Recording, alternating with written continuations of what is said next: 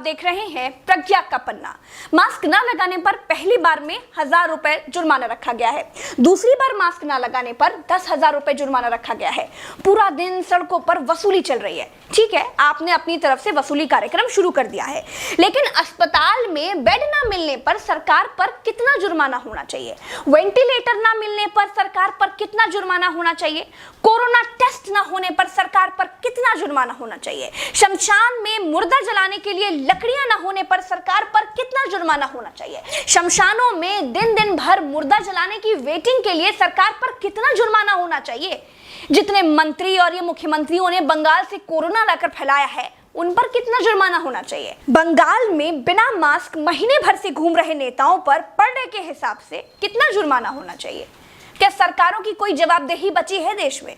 क्या सरकारों से सवाल पूछने वाला बचा है कोई देश में? क्या कोई पूछ सकता है कि 1 साल से देश कोरोना महामारी झेल रहा है, आपने पूरे देश में कितने नए हॉस्पिटल बनाए हैं? अगर नहीं बनाए तो क्यों नहीं बनाए हैं? क्या कोरोना आपदा में घिरे देश को 1000 करोड़ के नए संसद भवन की जरूरत थी? क्या देश को 300 करोड़ के नए बीजेपी दफ्तर की जरूरत थी? क्या देश को तत्काल 1100 करोड़ के राम मंदिर की आवश्यकता थी? मंदिर के लिए चंदा मांगा जा सकता है तो हॉस्पिटल बनाने के लिए भी सरकार चंदा मांग सकती थी, लेकिन अस्पताल बनाने की नियत नहीं थी। मूर्ति बनाने की नियत थी तो बना दी। सरकारों ने अस्पताल नहीं बनवाए। क्या इस देश की पब्लिक सरकारों पर कोई जुर्माना लगाएगी?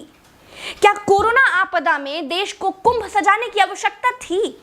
क्या देश को कोरोना महामारी के बीच बंगाल चुनाव में रैलियों की आवश्यकता थी? नहीं थी। देश को अस्पतालों की, डॉक्टरों की, कोरोना की दवाइयों की जरूरत थी।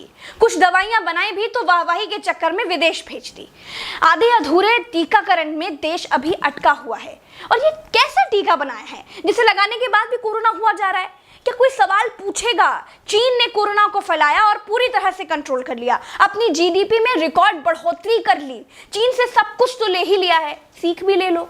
देश में सब आत्ममुग्धता के शिकार हैं। सबको अपनी अपनी तारीफ चाहिए। कुछ ने तारीफ के लिए तो फौज पाल रखी है, और जिनका मन फौज से भी नहीं भरता है, उन्होंने तारीफ के लिए सूचना और जनसंपर्क विभाग बना दिए हैं।